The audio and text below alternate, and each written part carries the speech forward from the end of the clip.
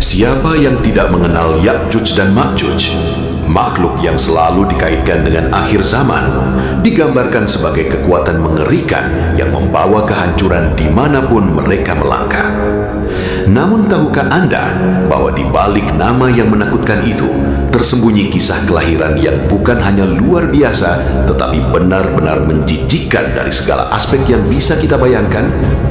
Kisah yang tidak hanya menceritakan bagaimana mereka muncul di bumi, melainkan juga mengungkap rahasia besar tentang tujuan penciptaan mereka dan pesan mendalam yang Allah sampaikan kepada seluruh umat manusia. Saya yakin setelah mendengar cerita ini, pandangan Anda tentang Ya'juj dan Ma'juj akan sama sekali berubah.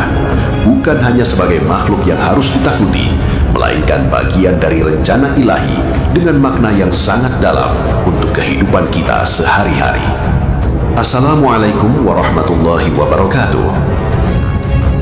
Cerita tentang kelahiran Ya'juj dan Ma'juj tidak bisa dipisahkan dari sosok Raja Zulkarnain, seorang raja yang memiliki kekuasaan luas namun sangat bertakwa, dengan tujuan utama menyebarkan kebaikan dan menegakkan keadilan dimanapun dia berada. Pada masa kejayaannya, wilayah kekuasaannya meliputi sebagian besar daratan yang dikenal pada zamannya. Dari ujung barat hingga timur, dari dataran tinggi dingin hingga gurun pasir panas. Dia memerintah dengan keadilan dan selalu siap membantu setiap kaum yang membutuhkan, tanpa memandang suku, agama, atau status sosial.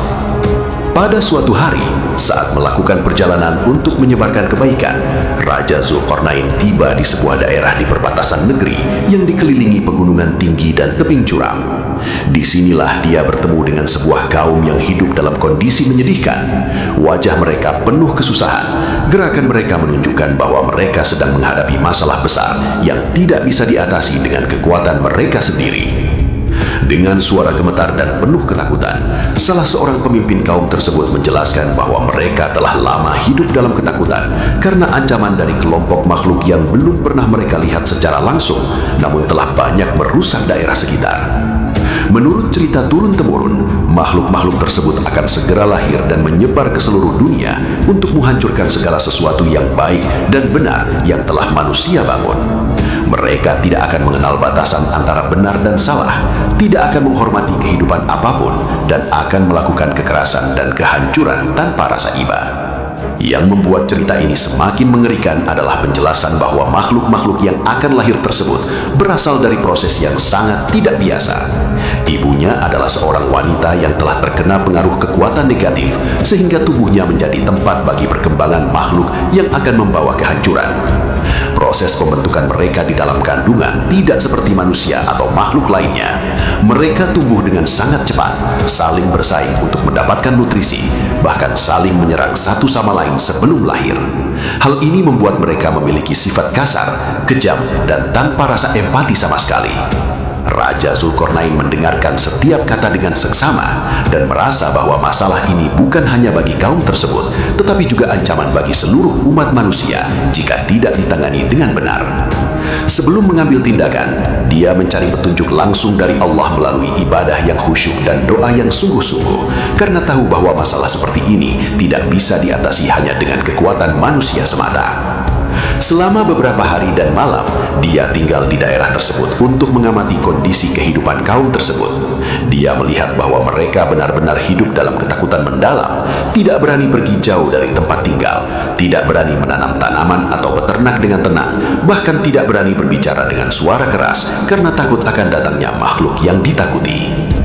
Meskipun hidup dalam kondisi sulit, mereka tetap memiliki keyakinan kuat pada Allah Subhanahu wa Ta'ala dan menjalankan ibadah dengan penuh kesadaran akan tugas mereka sebagai hambanya. Hal ini semakin memperkuat tekadnya untuk membantu mereka dengan cara terbaik dan sesuai ajaran agama. Raja Zulkarnain mulai mengumpulkan informasi lebih lanjut tentang asal-usul dan karakteristik Ya'juj dan Ma'juj dari berbagai sumber terpercaya, mulai dari orang tua yang mengetahui cerita kuno hingga para ahli yang mempelajari tanda-tanda alam dan kehendak ilahi. Dia mendapatkan pemahaman yang lebih jelas tentang siapa mereka sebenarnya, bagaimana mereka akan lahir, dan apa yang membuat mereka menjadi makhluk yang menjijikkan serta berbahaya. Dia mengetahui bahwa kelahiran mereka bukan kebetulan atau kesalahan seseorang, melainkan bagian dari rencana ilahi yang telah ditetapkan jauh sebelum dunia terbentuk.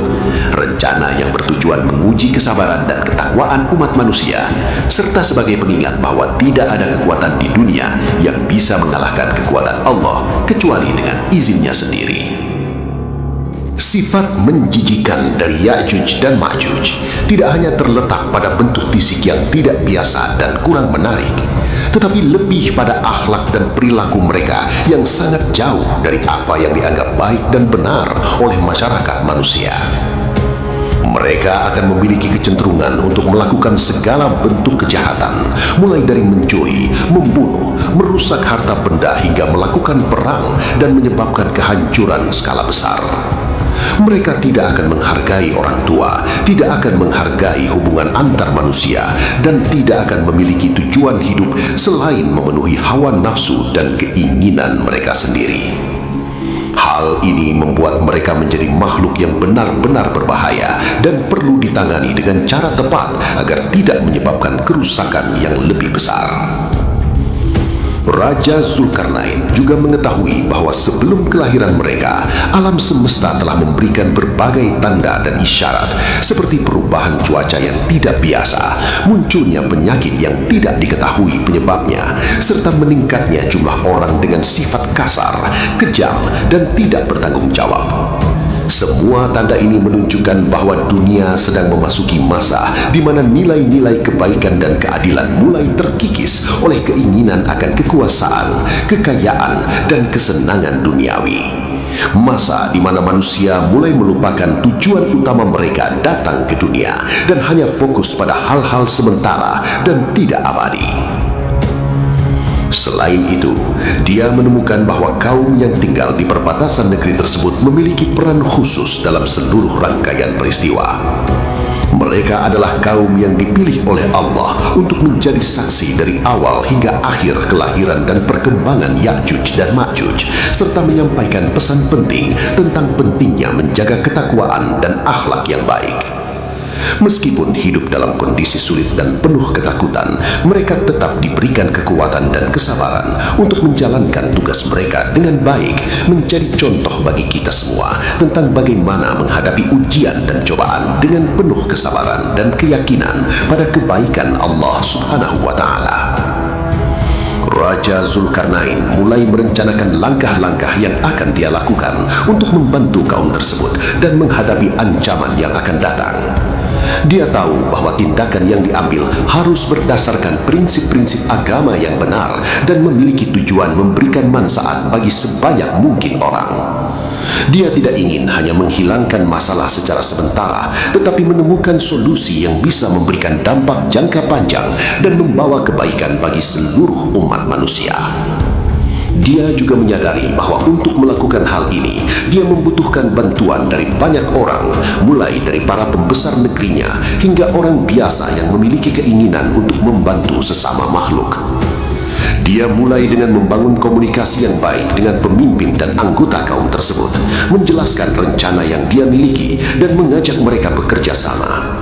Dia memberikan bantuan material mulai dari makanan, pakaian, hingga alat untuk membangun tempat tinggal yang lebih aman dan nyaman. Selain itu, dia mengajarkan mereka tentang pentingnya kebersihan dan kesehatan, serta memberikan pendidikan tentang ajaran agama yang benar agar mereka dapat meningkatkan kualitas hidup secara keseluruhan. Semua tindakan ini tidak hanya bertujuan membantu mereka menghadapi masalah yang sedang terjadi, tetapi juga membangun kemampuan mereka agar dapat hidup dengan mandiri dan bahagia di masa depan. Selain memberikan bantuan langsung, Raja Zulkarnain juga mulai melakukan persiapan untuk menghadapi kelahiran Ya'juj dan Ma'juj. Dia mengumpulkan informasi tentang cara mengendalikan atau membatasi pengaruh mereka setelah lahir, serta mencari tahu tentang kekuatan alam dan ilmu pengetahuan yang bisa dimanfaatkan. Dia berkomunikasi dengan para ahli dan orang yang memiliki pengetahuan tentang hal-hal tidak biasa, bertukar pikiran untuk mendapatkan ide dan solusi yang lebih baik. Semua upaya ini dilakukan dengan penuh kesadaran bahwa dia sedang menghadapi masalah besar dan kompleks yang membutuhkan perhatian dan usaha yang sama besarnya untuk diatasi.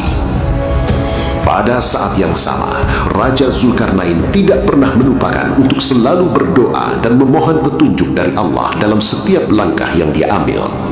Dia tahu bahwa tanpa bimbingan dan kekuatan darinya, tidak ada tindakan yang dia lakukan akan berhasil atau memberikan manfaat yang sebenarnya. Dia menghabiskan sebagian besar waktunya untuk beribadah, membaca Al-Quran, dan merenungkan makna dari setiap ayat yang dia baca.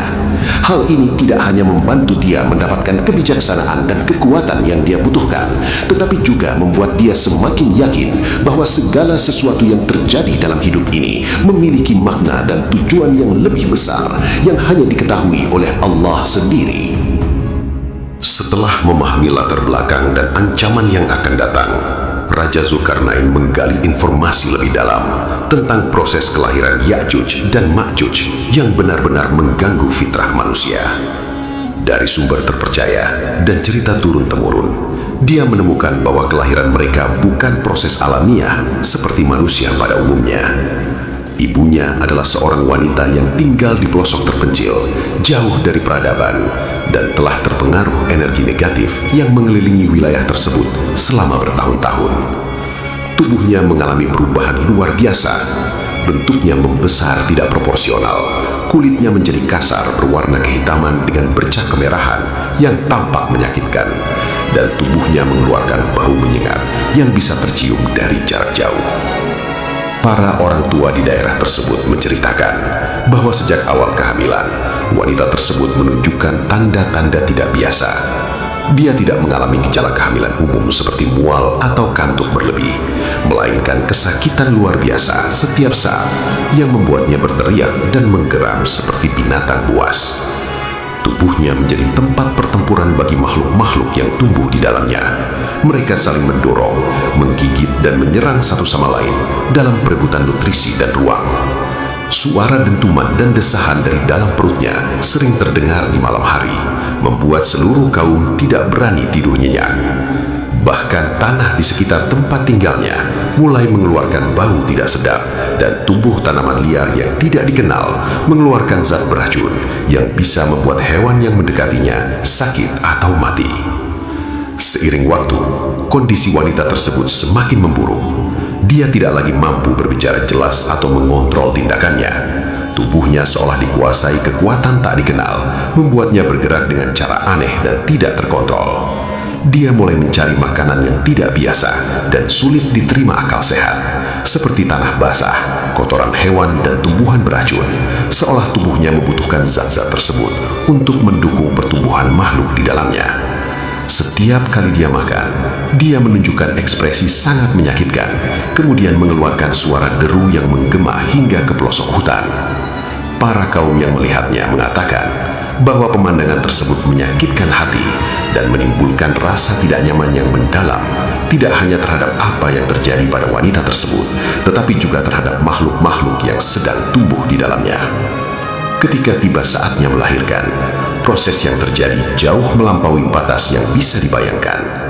Wanita tersebut tidak melahirkan satu persatu seperti manusia pada umumnya, melainkan bersamaan dalam jumlah sangat banyak, ribuan, bahkan mungkin jutaan makhluk yang keluar dari tubuhnya dalam waktu relatif singkat.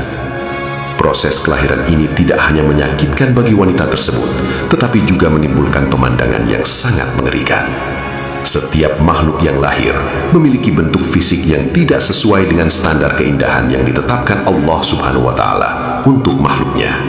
Mereka memiliki tubuh kecil namun padat, kulit tebal kasar seperti reptil, mata besar melotot berwarna merah menyala yang sangat mengerikan, dan mulut penuh dengan gigi tajam seperti pisau yang siap menyerang apa saja di depannya. Bentuk fisik mereka bukan satu-satunya hal yang menimbulkan rasa ngeri.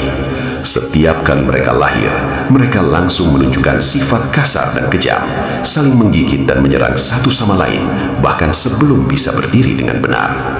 Beberapa di antaranya bahkan langsung menyerang tubuh wanita yang telah melahirkannya, menggigit bagian tubuhnya yang lemah dan menyebabkan luka parah.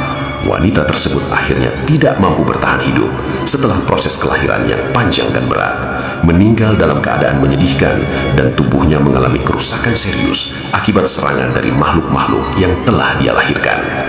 Pemandangan tubuhnya yang tergeletak dan makhluk-makhluk yang berlarian serta saling menyerang di sekitarnya membuat setiap orang yang menyaksikannya merasa takut dan terguncang. Sebuah peristiwa yang akan terus teringat dalam benak mereka selama sisa hidup mereka. Setelah lahir, Ya'juj dan Ma'juj segera menunjukkan bahwa mereka tidak memiliki rasa empati atau kesadaran akan nilai kehidupan sama sekali. Mereka mulai menyerang segala sesuatu di sekitarnya, mulai dari tumbuhan, hewan liar, hingga apa saja yang bisa ditemukan di hutan belantara. Mereka merusak pepohonan dengan menggigit batangnya dan merobek daunnya, membunuh hewan dengan cara kejam dan tidak perlu, bahkan merusak tanah dengan mengikisnya menggunakan cakar dan gigi tajam mereka. Dalam waktu sangat singkat, daerah sekitar tempat mereka lahir menjadi lautan kehancuran, pepohonan tumbang, tanah rusak, dan tidak ada satu makhluk hidup pun yang bisa bertahan hidup di daerah tersebut kecuali mereka sendiri. Bau yang dihasilkan oleh tubuh mereka dan kerusakan yang mereka buat semakin menyengat dan menjijikkan, membuat seluruh kawasan tersebut menjadi tempat yang tidak layak huni bagi manusia atau makhluk hidup lainnya. Setelah memahami segala aspek terkait Ya'juj dan Ma'juj, Raja Zulkarnain mendapatkan arahan jelas dari Allah untuk membangun sebuah penghalang yang kuat dan kokoh yang akan menyekat mereka hingga saat yang telah ditentukan oleh Ilahi. Rencana yang dirancang bukan untuk menghancurkan mereka secara total, melainkan untuk membatasi gerakan mereka agar tidak menyebabkan kerusakan lebih lanjut bagi umat manusia. Dia kemudian mengumpulkan ribuan pekerja dari berbagai daerah, termasuk tukang batu ahli membangun struktur besar, ahli keahlian yang memahami bahan-bahan alam dengan kekuatan khusus, serta para pemimpin agama yang akan memberikan doa dan berkah pada setiap tahap pembangunan. Semua pekerja mendapatkan perlindungan yang cukup dan diberi makan dengan baik, karena pekerjaan yang dilakukan bukan hanya pekerjaan fisik semata, melainkan sebuah ibadah dengan tujuan yang sangat mulia. Proses pembangunan tembok tidaklah mudah. Lokasi yang dipilih adalah sebuah lembah sempit yang dikelilingi pegunungan tinggi, membuat akses bahan bangunan menjadi sangat sulit.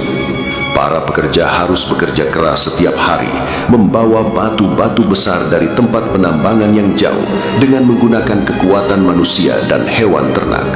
Mereka juga menghadapi tantangan alam seperti hujan deras yang membuat jalan licin dan lumpur, serta panas matahari menyengat yang membuat mereka mudah lelah dan dehidrasi. Namun semangat mereka tetap tinggi karena mereka tahu sedang bekerja untuk kebaikan seluruh umat manusia dan menjalankan perintah ilahi yang telah diberikan kepada Raja Zulkarnain. Bahan-bahan yang digunakan tidak biasa. Selain batu bata dan semen yang biasa digunakan pada zamannya, Raja Zulkarnain juga menggunakan berbagai jenis tanah liat khusus, biji-bijian yang telah diberi berkah, serta zat-zat alam lainnya yang dipercaya memiliki kekuatan untuk mencegah Ya'juj dan Ma'juj mencoba menerobos. Setiap lapisan tembok memiliki fungsi yang berbeda. Lapisan luar melindungi dari serangan fisik, lapisan tengah memberikan kekuatan struktural yang kuat, dan lapisan dalam memberikan perlindungan spiritual yang mampu mengendalikan energi negatif yang dimiliki oleh mereka. Setiap batu yang dipasang dan setiap lapisan yang diterapkan selalu diiringi dengan doa dan bacaan ayat-ayat suci agar tembok tersebut memiliki kekuatan yang benar-benar mampu memenuhi tujuan pembangunannya. Selama proses pembangunan, Ya'juj dan Ma'juj tidak tinggal diam. Mereka menyadari bahwa upaya sedang dilakukan untuk membatasi gerakan mereka dan segera mulai menyerang lokasi pembangunan dengan segala kekuatan yang mereka miliki. Mereka datang dengan jumlah sangat banyak, mengeluarkan suara jeritan yang menusuk telinga dan mencoba merobek batu-batu yang sedang dipasang dengan gigi dan cakar tajam mereka. Beberapa kali, mereka hampir berhasil menerobos garis pertahanan pasukan Raja Zulkarnain. Namun setiap kali upaya mereka selalu berhasil dihalangi oleh kekuatan yang tidak terlihat, yang dipercaya adalah campur tangan langsung dari Allah yang melindungi para pekerja dan memastikan pembangunan berjalan sesuai rencana. Raja Zulkarnain sendiri selalu berada di garis depan selama proses pembangunan, memberikan semangat dan dukungan kepada para pekerja, serta memastikan setiap tahap berjalan dengan benar. Dia tidak pernah menunjukkan rasa takut atau kebingungan, meskipun seringkali harus menghadapi ancaman langsung dari Ya'juj dan Ma'juj. Setiap kali ada serangan, dia akan berdiri tegak dan membaca ayat-ayat suci yang dipercaya memiliki kekuatan untuk mengusir kekuatan negatif. Dan setiap kali, hal tersebut selalu berhasil membuat mereka mundur dengan terpaksa. Para pekerja melihatnya sebagai contoh yang sangat inspiratif, seorang pemimpin yang tidak hanya memiliki kekuasaan dan kekayaan, tetapi juga memiliki keberanian dan ketakwaan yang luar biasa terhadap Allah Subhanahu wa Ta'ala. Setelah berbulan-bulan kerja keras, tembok yang megah dan kokoh akhirnya selesai dibangun. Tingginya mencapai puluhan meter dan ketebalannya cukup untuk mencegah segala bentuk serangan fisik. Permukaannya yang halus dan licin membuat mereka sulit memanjat atau menggenggam batu-batu di permukaan, sedangkan struktur yang kokoh membuat mereka tidak mampu menghancurkannya dengan kekuatan fisik semata. Selain itu, energi spiritual yang terkandung dalam tembok membuat Ya'juj dan Ma'juj merasa tidak nyaman dan sulit berada di dekatnya, sehingga mereka terpaksa kembali ke wilayah yang telah ditentukan dan tidak bisa lagi keluar untuk menyebabkan kerusakan pada manusia. Setelah tembok selesai dibangun, Raja Zulkarnain memberikan pesan penting kepada seluruh kaum yang telah membantu, serta kepada seluruh umat manusia yang akan datang. Dia menjelaskan bahwa keberadaan Ya'juj dan Ma'juj bukanlah sesuatu yang harus kita benci atau takuti secara buta, melainkan sebuah pengingat berharga tentang pentingnya menjaga akhlak dan moral yang baik dalam kehidupan sehari-hari. Mereka adalah cerminan dari sifat-sifat buruk yang ada dalam diri kita sendiri, seperti keserakahan, kekerasan, dan ketidakpedulian terhadap sesama makhluk. Jika kita tidak mampu mengendalikan sifat-sifat buruk tersebut dan terus mengikuti jalan yang salah, maka kita sendiri akan menjadi seperti mereka yang membawa kehancuran bagi diri kita dan orang lain di sekitar kita. Raja Zulkarnain juga menjelaskan bahwa tembok yang dibangun bukanlah solusi permanen. Sesuai dengan ketentuan ilahi, pada saat yang telah ditentukan di masa depan, tembok tersebut akan runtuh dan Ya'juj dan Ma'juj akan keluar kembali untuk menyebarkan kerusakan dan kehancuran di seluruh dunia. Hal ini bukanlah ancaman yang harus membuat kita takut dan putus asa, melainkan sebuah panggilan untuk selalu siap dan menjaga diri kita agar tetap berada di jalan yang benar. Pada saat itu tiba, hanya mereka yang memiliki keyakinan kuat pada Allah dan telah menjalankan perintahnya dengan sepenuh hati yang akan mampu menghadapi cobaan tersebut dengan penuh kesabaran dan keberanian. Selain itu, dia menekankan pentingnya menjaga keharmonisan dengan alam semesta dan dengan sesama makhluk Allah. Kerusakan yang ditimbulkan oleh Ya'juj dan Ma'juj tidak hanya terjadi karena sifat mereka yang buruk, tetapi juga karena manusia telah melupakan tanggung jawab untuk merawat dan menghargai ciptaan Allah Subhanahu wa Ta'ala. Dia mengajak semua orang untuk selalu menjaga kebersihan lingkungan, tidak merusak hutan atau sumber daya alam, dan selalu berusaha hidup dengan damai dan rukun bersama sesama manusia serta seluruh makhluk hidup lainnya. Hanya dengan cara ini, kita bisa menciptakan dunia yang lebih baik dan lebih damai, di mana nilai-nilai kebaikan dan keadilan dijunjung tinggi, dan setiap makhluk hidup bisa menikmati kehidupan yang penuh berkah dan kebahagiaan.